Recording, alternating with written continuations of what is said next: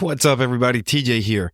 Real quick before we get started with the episode, I'm testing out a new feature called Fan Mail, which is where you can actually text me from the episode that you're listening to. So as you're listening to this, go over to the episode description, and right there at the beginning, you're going to see some text that says, send me a text message. Go ahead, click that. Let me know what you think about the podcast so far. Let me know of any questions, concerns, anything you might have. I love to hear from you.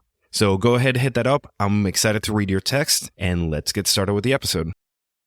And then you will find out what you are good at and what you are not so good at.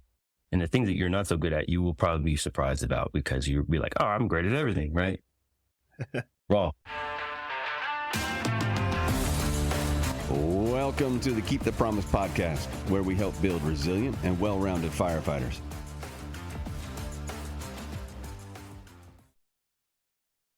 So do I call you chef or do I call you lieutenant? You can call me whatever you want, except for late for dinner. Everybody, welcome to the podcast. I'm your host, TJ. I am joined today by a man who wears many hats in the kitchen and out of the kitchen. Harrisburg's very own Brian Yonkin. Brian, welcome to the show. Thank you so much for being here today. Thanks for having me. So there's a lot that I want to cover today. But before we do that, let's talk about the sort of your origin story. What pushed you to the fire department? Like what was the drive to become a firefighter? And give me a little bit of your background. Kind of funny because in the beginning, I didn't really want to be a fireman. My father is a volunteer fireman up in Northeast Pennsylvania, and he would take us to the firehouse all the time, right? And we would do all these sort of drills with him. I was less than 10 years old, I believe. But I always would see him like fighting with other men about how things should be done. I was like, well, this is kind of fucked up.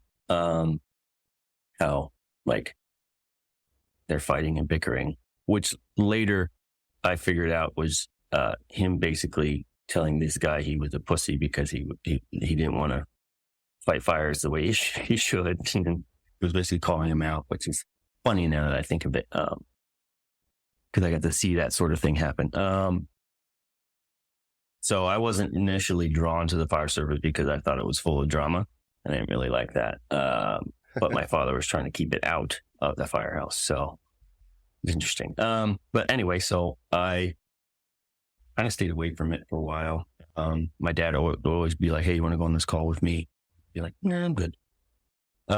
And then I became a cook. And then I think I was like 22 or 23. I hurt my back lifting like this 50-pound bag of potatoes into a big Hobart mixer. So a big Hobart mixer is probably like, 36 to 40 inches wide and deep. So that bowl is metal and it weighs like 30, 40 pounds itself. So I got like 80 pounds in my arm, and I twisted it like too hard, and I hurt my back. So I was laid out of work for like 4 days, and I was watching Rescue Me. And I was like, oh man, this is cool. It's not what firefighting is like at all, but kind of how the firehouse is. But anyway, and then I was like, is this what my life is going to be like? I'm just going to hurt myself and then get laid off work and not get paid for it. And I really took a hard look at what I was doing. And I was like, I don't know if I want to be doing this anymore because I didn't really have any friends. I was working like all night the weekends. It was really hard to have a girlfriend in that sort of situation because you don't see them and they don't hang out with them. So, and I was like, I want to have a family eventually. So, this life isn't conducive for that sort of thing. So I started the career surge when I think I looked up, went to the library or something, or because we didn't really have the internet back then. And I found a book called What Color is Your Parachute? And it basically is like a book that walks you through things that you would be good at. And all you do is answer these questions. And the one that struck out to me was like, who are your heroes, right? So I was like, oh, my dad's my hero. And it was like, what do they do? And I was like, he's a businessman. I don't see myself doing that. And he also does firefighting, right? And I was like, oh, I could do that. If he can do it, I could do it. and it's in the blood or whatever. So I think I told my boss I would get him through the season. It was like a couple more months, and then I was out of there. And so I started researching like how to be a fireman, and asked my dad, and like all these classes, started taking classes, and went to paramedic school because that was like the golden ticket to becoming a fireman since I was not in the military. I also started looking into the military. They called me, and then I answered a whole bunch of their questions. I never called me back. So maybe because I was a cook and done some not so honest things, probably because that's why they didn't call me back. Anyway, so paramedic school, took classes, started testing all over the place, and finally got the call from Harrisburg about 5 years later. And then I started work as a fireman. Damn, dude. You were in the process for 5 years? Yeah, I was. And I would say that's insane, but going back, every single department I applied to, there was always somebody there with 20, 30 years being like, dude, it took me 10 years just to get hired. And then another 20 to get to where I am. So this is that message for those of you who are listening who might be discouraged. Just keep grinding. It'll happen. It might have been 3 years that I tested all together, but the whole like start to finish, like I'm going to start becoming a fireman. It took like 5 years altogether, if that makes sense. Yeah. Because you usually, if you actually sit back and look at the whole process, you're like, it was way more than apply, go to an academy. Like you start drawing it out like months and months and months before then. So it ultimately does add up to quite a bit of time. So you've done quite a bit of things, dude. Also, I used to watch Rescue Me, and it took me getting to a firehouse to realize that, like you said, the firefighting aspect, whatever, that's all cinematic and all Hollywood and whatnot. Some of the banter and the fights and the drama, like I wish I had a bingo card for things that happen in Rescue Me that I've seen happen in my career. Then be like, check, Yeah. Divorce because of somebody else in the fire department, check. Somebody, the drug and alcohol abuse, check. Like we can go down that line. It's that's one thing that they did nail, the mental side of things, which we'll touch on later. So you had enough of the cooking, right? And that's why you turned to the fire service. But initially, I was like, oh, I could get a job in a firehouse as a cook. So, real quick search on that. That is not possible. So, I was like, well, I could still do that and be a fireman, I guess. So I was like, oh, okay. So, do you think you would hire a cook, like somebody to just come to the firehouse and cook the meals, or? Because I don't know, dude. Like, I think half the fun is just making them and just the mayhem in the kitchen pre-dinner. Yeah. I mean, I had this idea in my head that was a thing, or I wanted it to be a thing, because I still like cooking, but I didn't like the restaurant industry. I mean, so does that make sense? Yeah. Okay, and then you started going through you advanced through the ranks, right? You now run, what is it? It's Tower 1, correct? Tower 1, yeah, and I have a wagon 4 too, because we don't have officer on Tower 1 or a wagon. So I have either 6 to 7 or 8 guys underneath me in the firehouse at once. And then the battalion chief's there too. Okay. Pretty tight shift? Yeah, I'd say so. We have a lot of fun. We can fight with each other and not take it personally. You know what I mean? So I mean, Harrisburg is renowned, right? It's for a while it was the Mecca with firemanship days. Everybody was showing up. Everybody was going to, is it Allison Hook and Hose? Allison Hook and Ladder. Guys still go to there. Yeah, I mean, the videos that came out of Harrisburg definitely put us on the map, I suppose, because it's when you watch them, when you hear you talk to guys that aren't from our department, like, oh yeah, we want to go to fires like that. We want to fight fires like that too. And you don't really understand that is not how it is in other places. And you're like, you don't do that, or that's not what your fires look like, or that's not how it goes. You know what I mean? And you just kind of like get a little jaded, I guess, or something like that. Yeah, I guess the perspective is different when that's your bread and butter. And Yeah. it's hard to fathom other places being like, yeah, we don't do that kind of stuff, man. Yeah. Or they go to one like every 6 months and you're like, whoa. And that would be like that for like 2 years or something. Right. You're kind of like mainlining that fire for those remaining 2 years. You're like, remember how much fun we had? And the rest of your shift is like, man, that was 2 years ago. You got to stop talking about it. Yeah. It's also hard to do. It's also hard to get like a good grasp on who needs to do better at what things. Like if you're an officer, specifically, excuse me, like if you can see how well they do in certain situations or not so well in other situations, you're like, okay, we need to touch more on this. Like if you're only doing that once every 2 years, it's very difficult. I mean, you'll probably get a slew of other stuff that you're going to find out about, you know what I mean? Hazmat, EMS, vehicle accidents, stuff like that. You'll probably get real good at all that stuff. But, you know, firefighting is what we do. That's why we're here. So I guess on your end, going to fires as often as you do, it's not as challenging to gauge the competency of your people, right? Because you know the guy that's on the nozzle. You've seen him work before, probably last week, and this is where I get to pick on you as that fire officer, as that fire lieutenant. What's something? Imagine that suddenly I hit my head and I decide to promote, right? And we're only going to one fire every 6 months. From your perspective, from what you've done, what you've seen, what can I, as this hypothetical TBI lieutenant, what can I do to better understand my people's grasp on firefighting? I can't. There's a concept of like, I forget what it's called, but basically you take the skills, knowledge, and abilities of yourself or what is expected of you, and then you ask the questions to your men. Basically, you would say like, hey, how do you force a inward door conventionally? And they have to tell you the steps. If they don't tell you the steps, you go, okay, we're going to fix that. And if they get it correctly, you just move on to the next person. My dad taught me that. He was an officer in the Army. And that's something he would do for his unit so it's like, just do like little 5, 10, 15-minute drills, just talking to people. And it can come up casually. You don't have to like make it a big thing. Like, you're like, oh, hey, I saw this video like of this guy.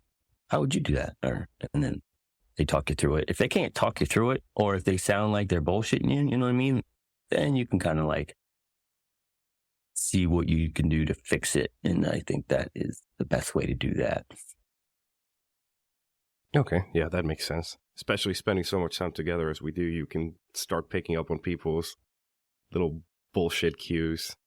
Mm-hmm. The ahs and the ahs and the pauses. You just kind of look at them, you're like, oh man, you got a shark circling the water. You're about to have it. Yeah. Lots of backpedaling. Your legs tired there, bud? I need to use that one. Oh man, I like that one.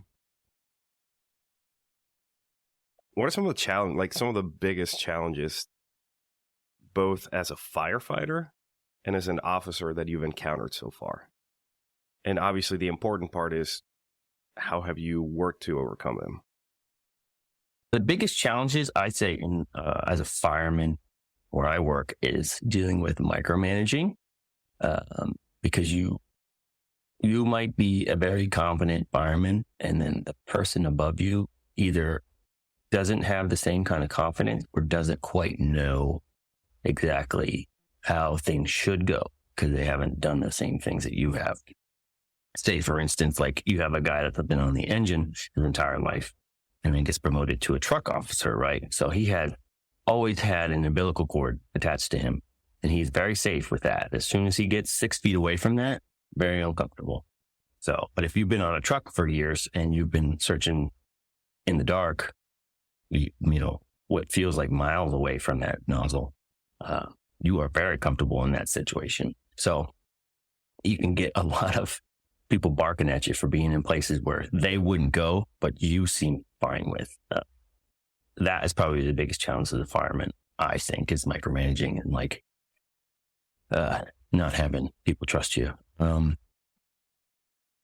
I'd say as an officer, it would be, I don't know, biggest challenge I see as an officer is just like not having other people trust you, your higher ups trust you. I mean, or they might seem like they want to do your work, and then taking the time or taking the opportunity to like have that conversation, be like, hey, this is lieutenant work. You know, you don't have to be doing this. Like, let me do this. You know what I mean? But you also have to like have self-awareness, know that that's happening, and then be able to have a little bit of conflict, maybe piss that person off a little bit because they want to do it, but they shouldn't be doing it because they have other stuff to worry about. And then everything works out after that. Their plate is lessened and they feel a little bit more comfortable, and then you get to do your job the way it should. Has that ever gotten you jammed up trying to like pissing off the person that's trying to micromanage you or do lieutenant work when they shouldn't? If I bring it up inappropriately, right? So I'm a smart ass and I have a mouth on me. That came from working in the kitchen, right? Because you can pretty much say whatever you want and they're going to be like, oh, whatever. You know what I mean? Some dudes like have this chip on their shoulder. And if you even come at them just a little bit off kilter, or if they're having a little bit bad day, like you just look in their eyes like, oh, yeah, well, you weren't ready for that. So then you have to like smooth it out, conflict resolution, you know what I mean? Like, oh yeah, you're right. No, that's my fault. So blah, blah, blah, et cetera, et cetera. So yeah, it happens. It doesn't happen as much now because I'm a little bit more self-aware of how I talk to people. So, but before, if I was a younger lieutenant, if I would have been a lieutenant 10 years ago, I would get in much more trouble. Bro, that resonates with me, and it's going to resonate with so many people because I think we feel the same way. You just like launch it, and by the time the words leave your mouth, you're like, "Oh boy, I probably should not have said that." It's like your Achilles in the Iliad. You know what I mean? He didn't give a shit, right? Yeah. But Odysseus was like much more profound in how he brought things up and much more respectful. Like this was probably an age gap too. So you're trying to make that transformation, if you will. Yeah. From hero to warrior. Look at that. So you're a well-read man. You, again, that's one of the hats that you wear, because I feel that most people expect firefighters to be like, you know, gung-ho, knuckle-dragging, you know, pull hoses, throw ladders, rah, rah, rah, rah. But we've talked about it on the podcast before, and we see it a lot more now with the advent of, you know, all the publications we have, all the different blogs that we have within the fire service, that it's what's in the mind that counts. Mm-hmm. And I've talked to you before, and talking about books and leadership, you kind of started coming up with your own little things that you're putting out there on Twitter. And I assume based on your experiences, or is it something that you read a book and it just like sparks something that you're like, hey, you know, this is how we need to smooth things over after you say something stupid to the boss above you? Like, what's sort of that impetus for those leadership snippets, if you will? So I'll read a book, leadership book, or, you know, a book about adventures or a story. And then I do this thing. It's called reading for revelation. I'll read until I get like an aha moment from the book, right? And then I'll highlight it. And then I'll see it, I'll write it down, apply it, learn the lesson from that little snippet, and then apply it to my life. Excuse me. I learned that a couple of years ago, and it's super effective for keeping stuff in your brain. So that all those little snippets are all those little revelations that I got, and I just kind of like put it up on the internet. One, it helps me remember it, and two, it adds value to the universe. So I'm not just like sucking it out, right? Because I feel like you can use social media for one or two things, either you know, getting or receiving information, right? So as much as I get information from the internet, I also like to put information out into the internet, and it also like it's good karma or whatever. So that makes sense. No, it does. And we have this massive wide resource in front of us that we use most of the time to just watch stupid videos on Instagram and TikTok. And no, you nailed it, like karmically speaking, or just for adding value. That's such an interesting word. I hear it a lot in marketing, in business. You know, how do you add value? How do you increase the value you give to your people? We don't really hear it too much within the fire service world, or just outside of anything but marketing. So I picked up on that. I like it. I like the fact that you're doing your part to add value to whomever might be out there. And dude, I can go through my screenshots gallery on my phone, and there's quite a few of the little snippets that you put out there. I'm like, oh shit, like that's that hits right now. Like it's interesting. That's cool. How it happens right at that time. What book are you reading right now? Go ahead. Right now, what book am I reading? I am reading an emotional intelligence book and trying to work on that for myself. So that I think is very strong or very important in any leadership position. So, and it's kind of fortuitous that you said that, because a couple of the questions that I sent your way dealt with emotional intelligence. I had no idea you were reading that book. I just kind of like launched. Yeah, I was like, there. oh, this is perfect. So tell me more. Teach me about emotional intelligence, and then put it in a firefighter's perspective. Well, it's easy. I mean, firefighter's perspective. So in this book that I'm reading, there's 4 aspects of emotional intelligence. There's self-awareness, self-management, social awareness, and then social management. So self-awareness is like how you deal with what's in your head, your emotions, your feelings, and stuff like that, or how you perceive them, right? So it took me a long time to like be like, okay, the feeling in my chest is sadness, or the pressure in my face is enraged anger. You know what I mean? Like the rage of Achilles or Odysseus. You know what I mean? Like doing some crazy shit, like I'm gonna get you shit. You know what I mean? Like, and self-management is like knowing you're that angry and then not doing something dumb, right? And I struggle with self-management. So like I'll get so mad and then say something belligerent, right? Because I'm like, oh yeah, watch this. So, or like when, it's a for instance, right? So like when Odysseus leaves, the Cyclops, after he stabs him in the eye, and he's like, oh yeah, fuck you. We're going to, like, you're just an idiot. And then the Cyclops basically curses him and tells his dad Poseidon that he's like, that they did that, right? So, so that totally screws over Odysseus, right? So think about that when I'm like, that's what I think about every time when I get so angry and I say something, I'm like, oh, this is going to bite. Yeah, it's like later, like for years, right? So,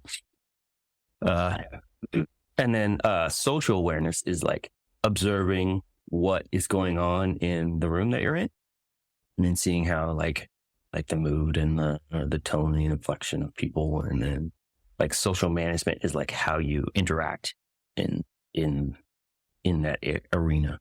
Oh, okay. So, in the book, it says you can only work on one of those 4 things, like for at once, right? And it says like take 6 months to work on this one thing. So right now I'm in the self-management, increasing that a little bit. And so in social areas, I don't try to, if somebody says something assy to me, I don't like try to fire right back, or I take a second, you know what I mean? Or take a breath, take a tactical pause. And, all right, blue card.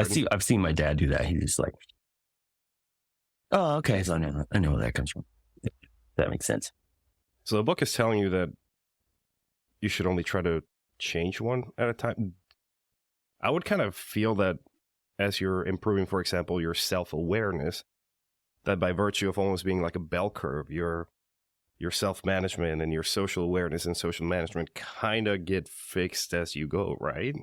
Yeah, no, it would make sense. I'm just following what it says, right? So, but yeah, you would think that if you're working on one, all 4 of them would increase, which would make sense. But it's just like, it gives you certain things to look at. Let me see if I can find the notes here. Gives you certain things to look at while you're working on it. And then in that area, right? So if you you're working on the thing that it says in that chapter, then that's what they mean, like those specific things. I can't find it. Yeah, it's interesting. I like that book. It's probably what I needed because some people have said some things to me like, oh man, you take things way too seriously sometimes. Like, yeah, you're right. I do. And it's, my family of origin's faults or my upbringing or some social interactions that I had to deal with when I was younger or older when I was younger. But it takes a lot of, I guess, self-awareness, right? To take somebody's feedback and be like, oh, they're not just being an asshole to me. I'm going to strip away whatever emotion they gave me and distill it to a message that I can then take action upon. Mm-hmm. And it's... Yeah, I forget where I read that. You just basically ask the people that you're closest to, be like, hey, what do I need to work on? Like, yeah, that is a hard question to ask them. Or, hey, what do I do good at? If you want to make yourself feel good at first. And then what do I need to work on? And then you will find out what you are good at and what you are not so good at. And the things that you're not so good at, you will probably be surprised about because you'll be like, oh, I'm great at everything, right? Well, they'll let you know. So, and then you can do one of two things, right? You can get pissed off about it or you can do something about it. So I choose to do stuff about it because I don't like giving everybody that I work with or live with, a not so, the best, not the best version of myself. I know that's kind of like a cliche kind of way to say that, but like not the best version of myself that they could get. Because then their life is a little less fun or right. You're not adding as much value to their lives if you're not being your best. Yeah, exactly. So, dude, that would be an interesting question to ask at the Firehouse. Be like, hey, real talk, what am I good at and what am I not good at? Yeah, you're going to be prepared for some good stuff there. I've had a couple of those feedback sessions, but it was after I was completely clueless to all of the stuff that I was not good at. And it definitely takes you back, especially when it's somebody that you admire. Like there's assholes out there. They're like, you suck at X, Y, and Z. And you're like, all right, file it in my head, but maybe he's just angry. Then when it's somebody that you care about and they're like, hey man, you are acting like a total dick to some of the guys on the shift. And you're like, oh, it's that noticeable. Yeah. I'll do those sort of conversations like behind closed doors or whatever. Like I'll go out if I'm smoking a cigar out in the engine bay, some guys come and talk to me. Like in the conversation, I'll kind of like add that question or like, hey, what do you think I'm doing good? Or did I handle that correctly?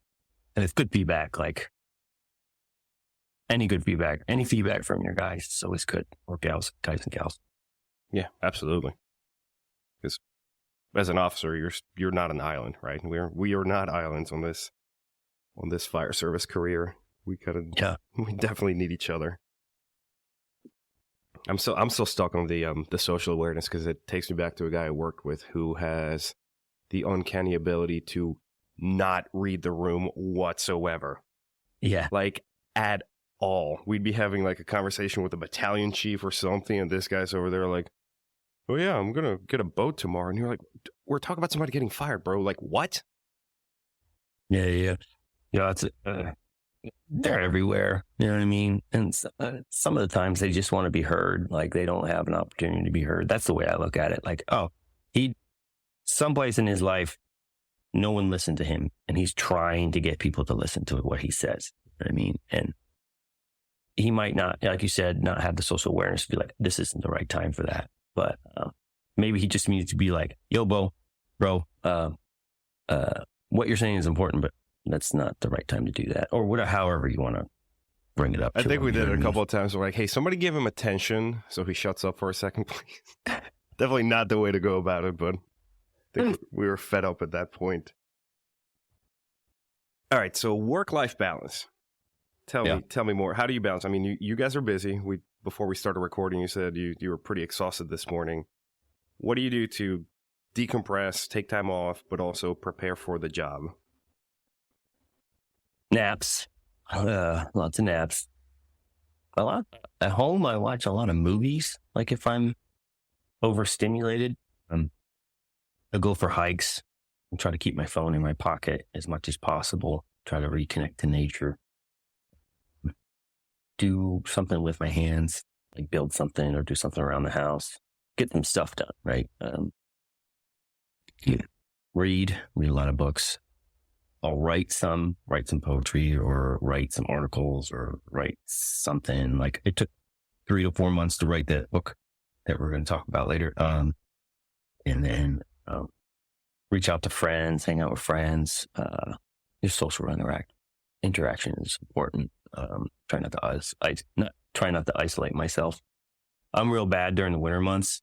Like my vitamin D gets super low, and then I get like forgetful or like fatigue, and I just can't think straight. So, and I forget stuff. Like my fiance tells me stuff, and I'm like, "Did you already tell?" Like I'll bring up something, and I can't remember that I said it. Sleep has a lot to do with that too. But yeah, I just try to keep myself from not thinking about firefighting, because when I was younger, it was like all I would do, and that stressed me out. So I was like all hyped up on it. You know what I mean? Like, gotta go do this thing. Like, but I was trying to prove myself right or whatever. So, but you prove yourself enough times, and it's kind of silly to keep acting like that. It's also dangerous. Not saying that a job isn't dangerous at all, but doing dangerous stuff just to do dangerous stuff isn't necessarily the smartest thing, but or looking for that dangerous stuff. Right. And that was also stressing me out a lot. So I just trying to kind of relax. One of the senior guys in my firehouse, he gave me a good tip. He was like, one day, like after our tour, like at least the first or second day, I'll just do nothing. Like I'll just sit there and just chill. And I was like, oh, that's a really good idea. So I started doing that, and it's done wonders for my mental health, I guess. So. Hey friends, I want to take a quick moment to ask you to support the show by leaving a rating and a review on your favorite platform. Your support means the world to us, and it helps spread the message to even more people. We've gotten thousands and thousands of listeners, and those high ratings help our show become more discoverable, allowing us to reach even more listeners and make an even greater impact. So, if you've enjoyed what you heard so far, please take a moment to leave a rating and a review. It only takes a few seconds, and it makes a huge difference. Thank you so much, and now let's get back to the show. I don't know how the guys that will work, we do 24/48s, and they'll do basically 48 24s, or even more if they're allowed. And I don't know how they go without that at least one day or a couple hours to just be like, no firehouse, no uniform, no nothing, just existing, just sitting here and breathing and just being. Because I think it's, we hype ourselves. You talk about it. Like we get to the spots that we're trying to prove ourselves. We're just living, breathing this stuff. And where's the off switch? There's got to be an off switch. Otherwise we just burn out. Yeah, that could be also what they think their purpose is, right? Just to go to work, make money, do the thing, and then when they're done, they go home and they do whatever they're going to do, and they go back, and that's just what they've set in their brain that's what they need to do, right? And that's good for them, right? That's all they want. Maybe that's what they saw when they were growing up, like go to work, come back, go to work, come back. Do family stuff when you're not at work. When you're at work, you're at work. So I will tell you that after we had our line of duty death and we lost Nate, I leaned heavily, almost unhealthily into work. Because in a weird way, it was, I could only sleep well at the firehouse. Like I guess that feeling of being surrounded by the dudes who would do everything for me, right? Like at home, probably for like the first 3-4 months, I could not sleep well at home. At the firehouse, dude, like a baby. Like I got the best rest of my life in a bunk room surrounded by snoring dudes and, shitty creaking sounds the whole night. Yeah.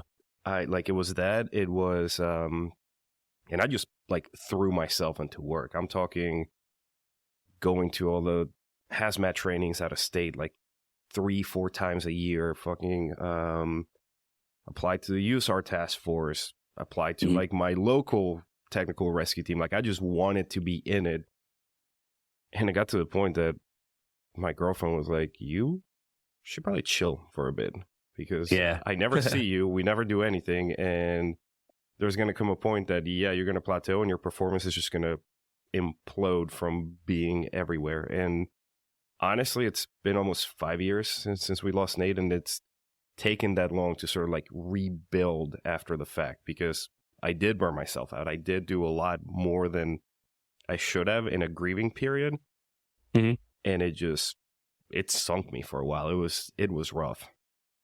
And grief is interesting, right? So if you look at the stages of grief, I forget what it's called, the Kubler-Ross, I think that's what it's called. I could be wrong, but like there's the stages, right? And you don't go through each one all at once, right? So, and some of them you stay in longer than the other ones. And grief is weird from what I understand and from my experience is that like it gives you what you're prepared for at the time and only for that, right? So you could be like sad or you could be like accept it. You could accept and go back to sad and then all the other ones anger. So from my experience, like you were saying, like you just deep dive into something, right? Just to keep your mind off whatever the fuck it is that you're sad about or grieving about, right? So, and I've done the same thing. Like I got my fiance, God bless her, but she's had to deal with me like in and out of like 18 different things because like of the grieving process of certain things. You know what I mean? So I completely understand that. Yeah, maybe I should have taken up cooking. That would have been a good, healthy release instead of, going to Anniston, Alabama to their mediocre dining hall and eating their food. Maybe. But, okay, I don't want to get bogged down in the grief. We can discuss that some other time. Gives me an excuse to bring you on again. All right. Let's pivot into the cooking. Right, we talked about your experience as a cook. You throw out your back in that blender, which the way he describes it sounds pretty psychotic. Like you could put somebody in there and that would probably hurt. But yeah, tell me more. Tell me about you. You do have a degree in culinary arts. You've done this stuff and you've been incorporating it into Firehouse life probably for your whole career, right? Yeah, I'd say so. And just recently, as of a couple of days ago, you launched your own book, which is not quite a cookbook, right? It's more of I would call it even a mindset thing. I'd say so. There was one of the guys that I sent it to who was in the food industry, gave me a really good review of it. I'll just read that. He said, he's like, just like you say, this is not a cookbook, not really. Some of the things I really appreciate about it. You're teaching leadership and respect for hierarchy and chains of command in a unique and approachable way. It's also about relationships and an approach to life. It's very masculine and reminds men that cooking is an important and manly form of self-sufficiency that increases their value to those around them. For someone not a fireman, it gives a glimpse of the way things play out. It seems to resemble the brigade system in a classic kitchen. You even managed to make it about love without the slightest bit of cringe. So when he sent me that, I really got all that book. Like, oh man, that's really cool. And I didn't think of any of that stuff when I wrote it. I was just, like letting it out, just like my experiences and stuff through the kitchen and through, you're working in the kitchen. So, and it's interesting he brought the brigade system up because in the kitchen, the brigade system is like cook, sous chef, executive chef, and stuff like that, which is like fireman, lieutenant, captain, battalion chief. Mm-hmm. So they mix pretty well, like that hierarchy. They're basically the same. It was easy for me to be like, okay, that dude's in charge, or that guy knows more than the officer because he's been here for fucking ever. You know what I mean? But just the way he cooks, like, or whatever. So, but it was, that review was probably the best that I've gotten so far. Yeah, dude. No, as soon as it came out, I went and I bought it. I was like, whoa, I did not expect all this. Like, I legitimately expected some recipes, maybe a couple like war stories here and there, and some pretty pictures. And it was it was way more than that. It was. I appreciate that. Yeah, it was cool. And you know, from the entrepreneurial side of things, I'm looking. I was like, yeah, dude, get those products out there.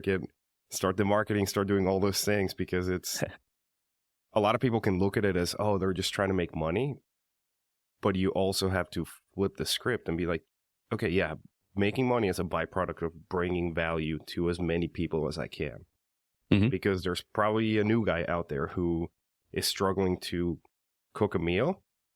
And reading this, even just perusing it, is going to give him greater insight into the fire service beyond the kitchen. Be like, oh, now I understand things a little more. And I think that is one of the most valuable things about it, is being able to transcend that experience and take it outside of the kitchen. Yeah, which is, I mean, that's kind of what I was going for, just give like my experience of how things are or how I see things. And the funny part was, like, I was being a cook and like a sous chef when I was in the kitchen. I never was a chef, but I was a sous chef for namesake. Like, so they knew that I knew how to cook, right? So all the new guys would be like, hey, would be asking me questions. It's always the same questions. Like, you know, like, how do I eat? How do I keep this food from being super expensive? And be like, oh, you just got to go to different stores. And I'm like, what different stores? Like, well, this one store, it's got all the expensive stuff. It's good, but like, it's expensive. If you go to this store, it's not as good, but still good, but it's way cheaper, right? And then that's all most firemen want it cheap and good. They don't want it like good and expensive. If they want it good and expensive, they're going to go out to dinner with their wife, significant other, right? They want cheap, good food that's relatively quick. They don't want to wait till 7 o'clock to eat, or whatever time, you know, rich people time, as I call it.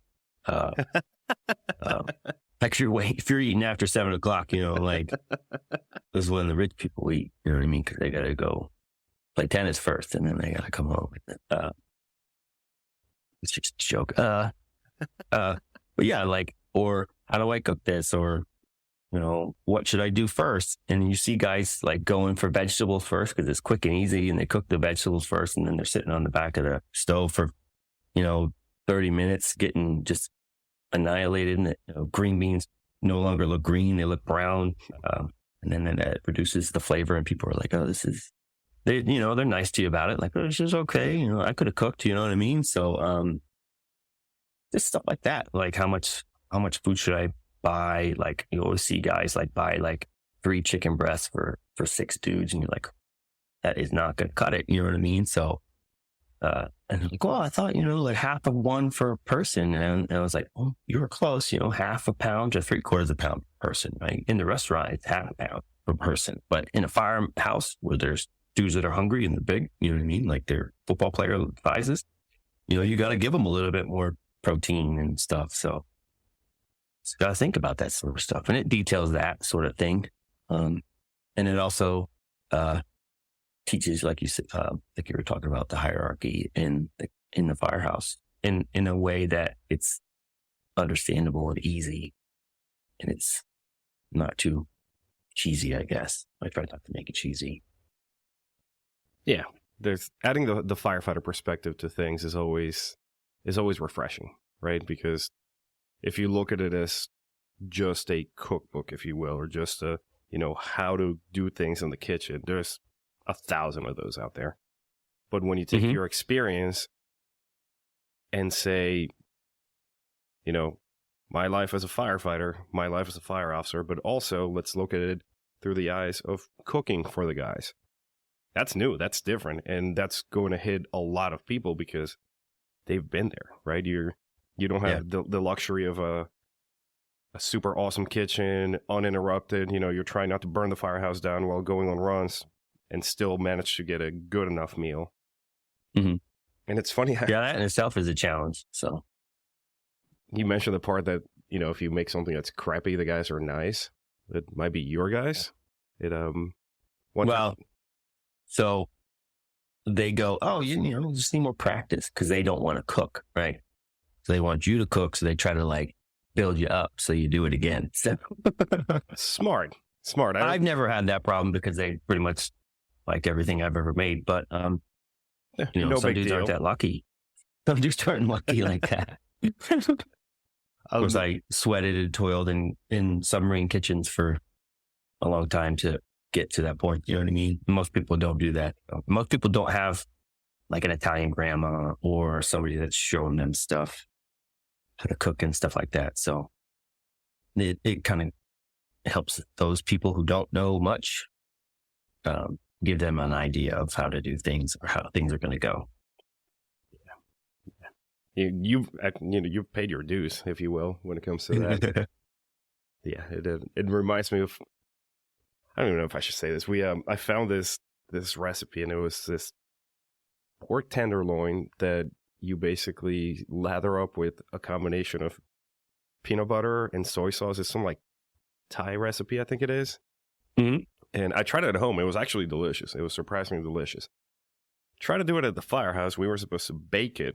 And my buddy George threw it in the grill. So the peanut butter melted. The whole thing caught fire. Oh, no. There were some leftovers of peanut butter. And, dinner was pretty much a catastrophe. It was ruined.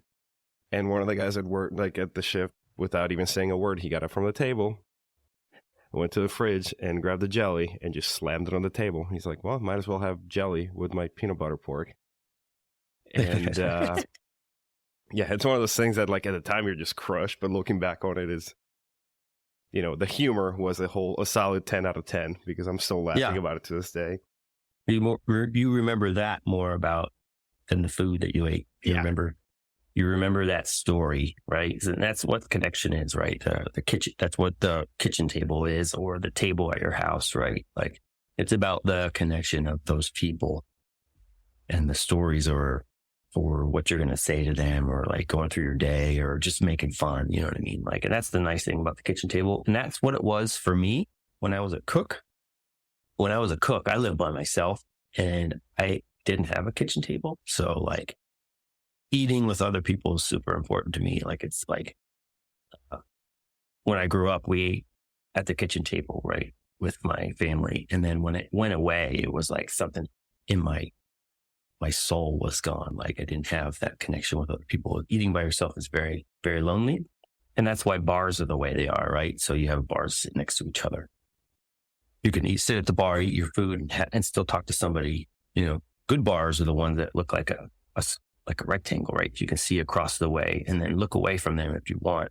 But still, you can make connection with that person, some semblance, right? So, or the bartender's there to talk to you. So you're not alone when you go do that stuff. That's why most people go to the bars for connection. So interesting. Never looked at it that way. Yeah, it's a restaurant psychology. You know what I mean? So, dude, you are just full of all this like obscure knowledge that nobody would expect coming from a fire lieutenant, from a fire boss. I have read a lot and I have done some weird stuff. So the book is called Beginner's Guide to Firehouse Kitchen. I'm definitely going to put a link on the show notes for people to get it because it's simple. It's a quick $15 digital download, and I have it pulled up on my screen right now. It's been up there since I downloaded, and it's awesome. And the cover just kind of hits you. It's just like as soon as I open it, I was like in your face. It's like a fire truck, right? It's red. Yeah. It's red. But I do like, it's simple. I like the color scheme. It's legit. I dig it. A little seductive, you know what I mean? Like, ooh, seductive. I mean, so you got to have it's the marketing, right? I have to tell you that. Got your attention, didn't it? Oh, absolutely. Absolutely. Yeah, you put it on Instagram like, I must have this. So yeah, I'll add a link to Beginner's Guide to Firehouse Kitchens, get all the listeners to join in and learn a thing or two. So we're taking another pivot now, and this is something that's near and dear to my heart. I went to the Art of Firemanship Days in 2019. So I was still reeling from losing Nate. I was still in my manic period of throwing myself at all the trainings. And like you said, you put yourself in some situations you're trying to prove yourself. Not so much to others, but you're trying to like prove to yourself, I am worthy, I am good, I am. And that was one of my stops in that 2019 tour of trying to prove myself. But what I found was more than a way to prove myself. It was a realization that this brotherhood we talk about, yes, it's global. Yes, it's everywhere. but it's actually so just caring and understanding, because you go to some of those places and you expect, the chest thumping and like, I'm so much cooler, I'm so much better. What I ended up finding is that, I was taking one of the brass tacks and hard facts classes right next to Gary Lane, like an absolute legend in our space, to the point that he introduced himself as just Gary. And I saw his coattail. I was like, are you the Gary Lane? He's like, yeah, I guess you could say it. I was like, dude, what? And it was nothing but that. It was like the giants of the fire service just doing fireman shit. It was so much fun. It was exhausting, don't get me wrong, but it was great. It was lifelong friendships. I mean, there's people that I talked to that I met there that I'm still chatting with every day, and I'm like, yo, you need to get on this podcast. And like for me at least, and the folks that I went with, it was an awesome experience.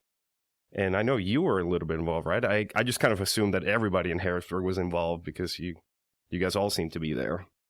I was like number 3 in the line of who was in charge, right? So,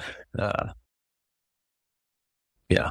So, what do you want to know about it, dude? I want to know everything. Like, what was the like, when did you guys have the idea to be like, hey, we need to put this together, and how it grew and the evolution?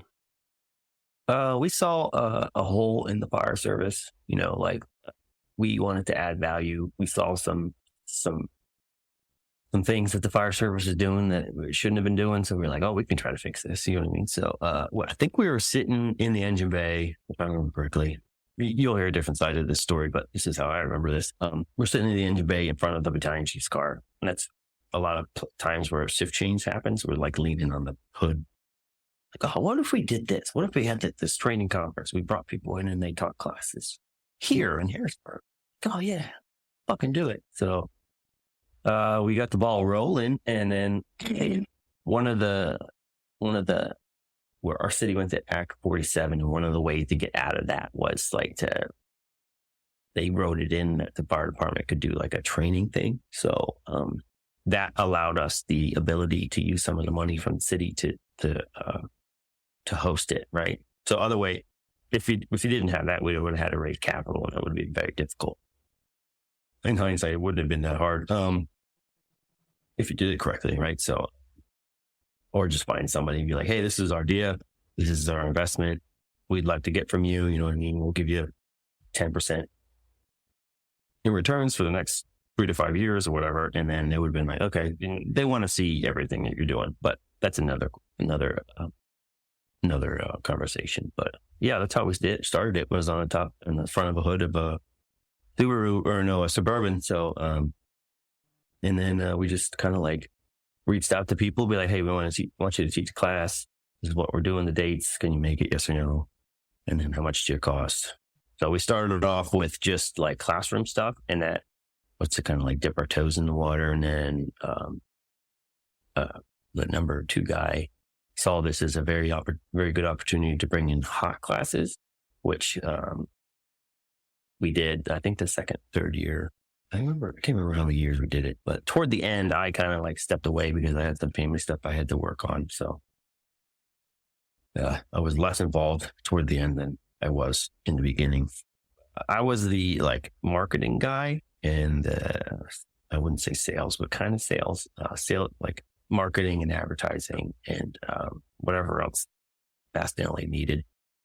So I did the social media and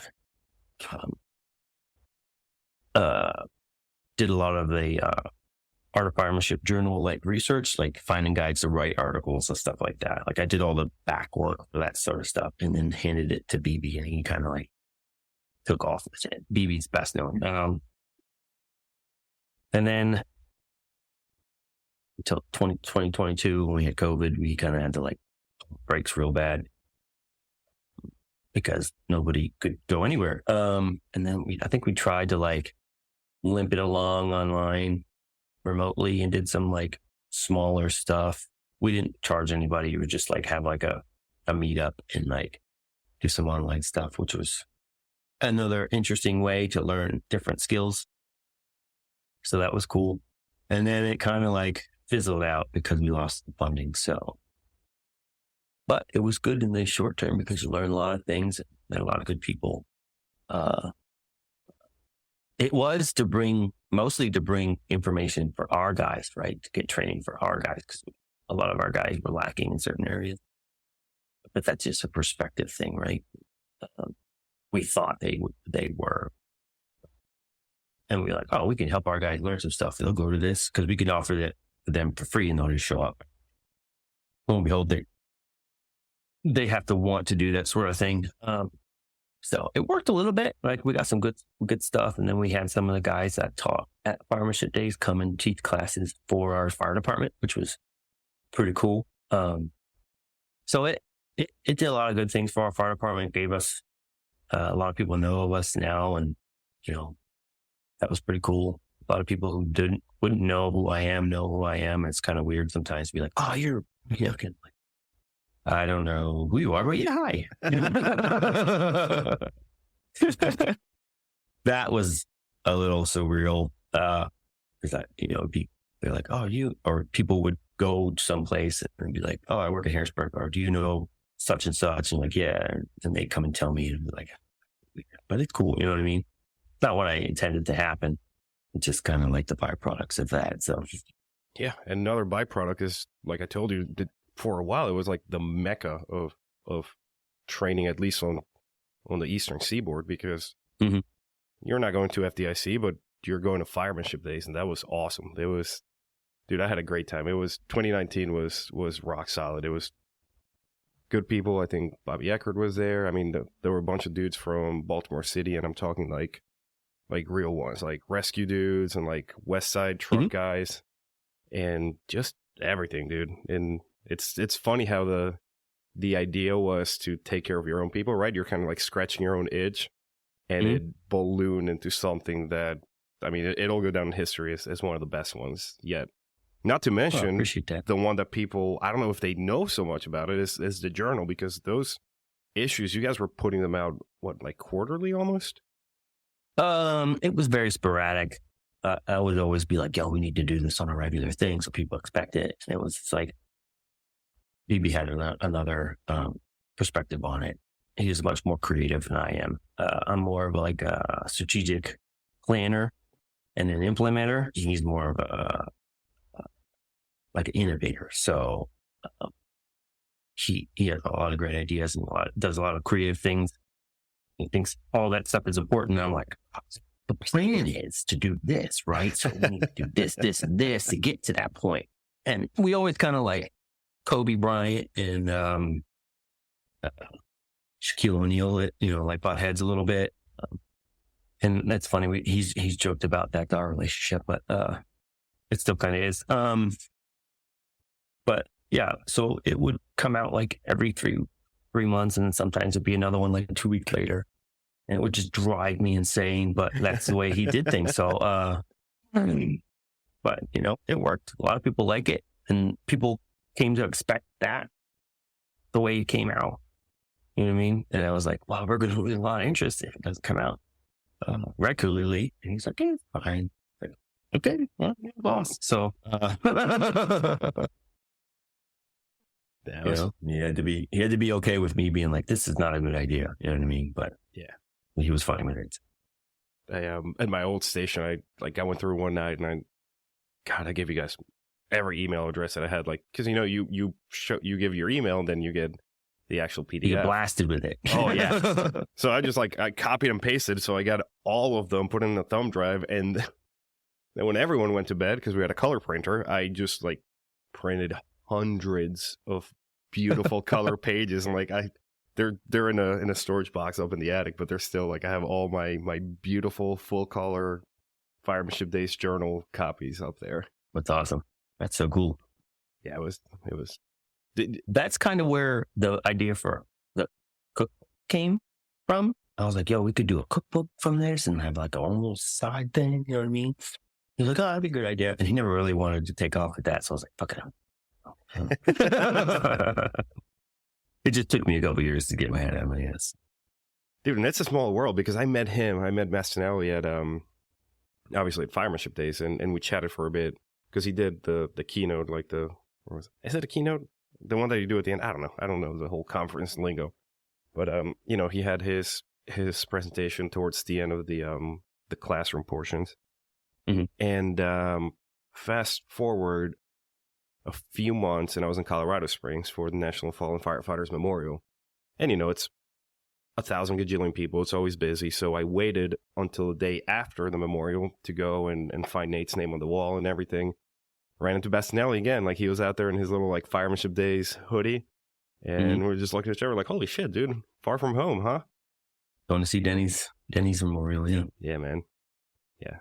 So you guys have been, you and Brian and all you guys at Harrisburg, you've been doing a lot in the last few years to advance the fire service and to, like we talked about earlier, to like put it out there and show it to people, right? You see Harrisburg going to fires, and now people are talking about it, and now they're having those discussions at the Firehouse, and it's, I don't think, just like when we talked about before, you're like, I don't know, I just go to fires and I do it. I think because you do that so much, I don't know if you see the value per se that you're bringing, but let it be known that you guys have been doing some awesome shit for the last few years, and even, just me, it's helped out a lot.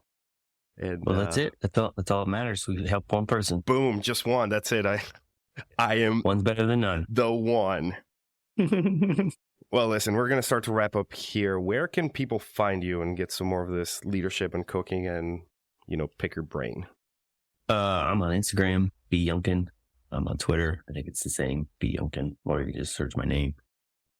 You can email me, beyonkin20@gmail.com.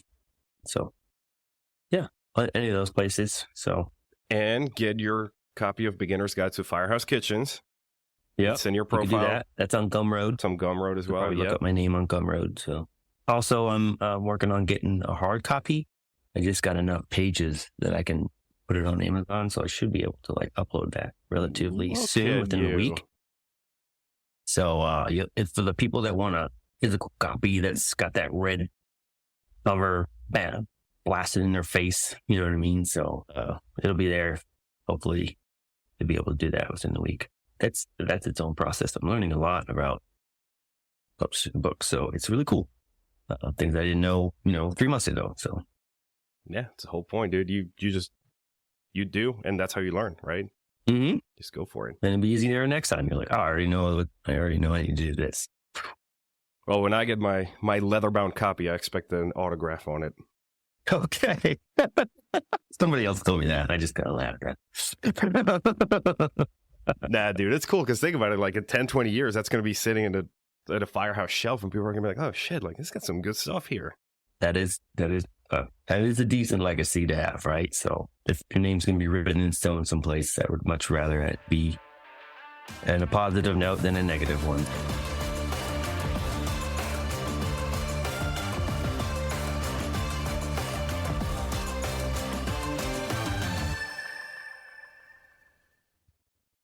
What's up, everybody? I hope you enjoyed that episode with Brian Yonkin from Harrisburg.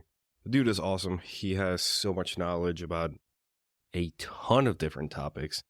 And there's many times that I will reach out to him and I'll pick his brain about things like leadership and cooking and just whatever book he's reading at the time.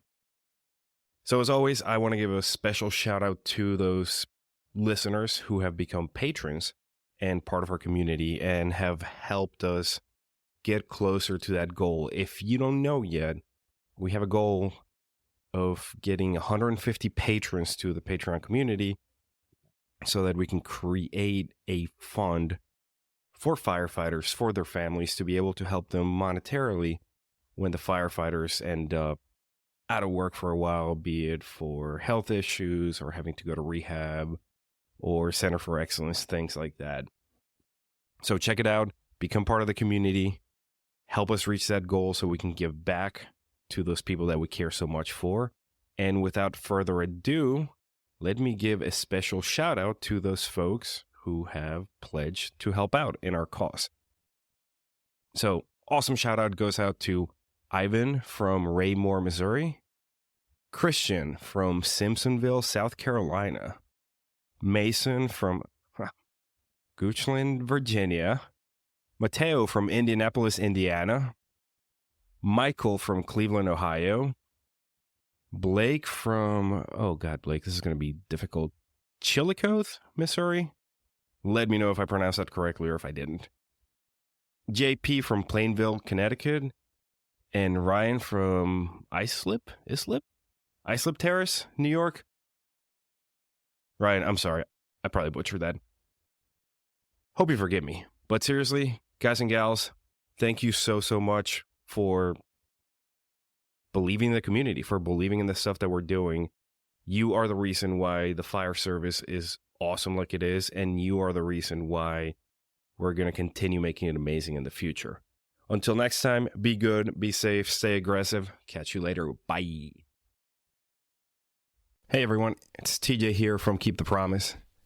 As you know, this podcast is all about helping firefighters become more resilient and well-rounded so that they can be a force for good within their fire department and their community. But today, I want to talk to you about something that's just as important, and that is supporting firefighters who are going through tough times. When one of our fellow firefighters is off work because they have to go to the Center for Excellence, they have to go to rehab, they have mental health issues, or they have other health issues, it really takes away their support system and it wreaks havoc on their finances and their family's finances. And many times, these brothers and sisters are left to struggle alone, away from their support system and the people who love them without the resources they need to recover. That's why I'm setting a bold new goal. And that is to reach 150 total patrons on Patreon so that we can start a fund to help firefighters and their families during these challenging times. And I need your help to make it happen. With your support on Patreon, we'll be able to provide financial assistance to firefighter families who are battling things like addiction, depression, and cancer. We're going to help alleviate the financial strain that can come with being away from the fire department so that our brothers and sisters can focus on healing and recovering. Now, reaching 150 total patrons is a big goal, but I believe that we can do it together. And when we do, we'll be able to make a real difference in the lives of those who serve and protect alongside us. So, if you're not already a patron, I invite you to join us today.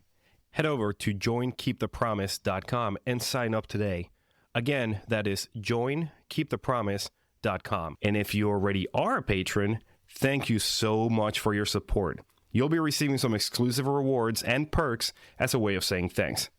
Together, let's show our fellow firefighters that we've got their back just like they always have ours. Thank you for listening. Let's get started with the episode.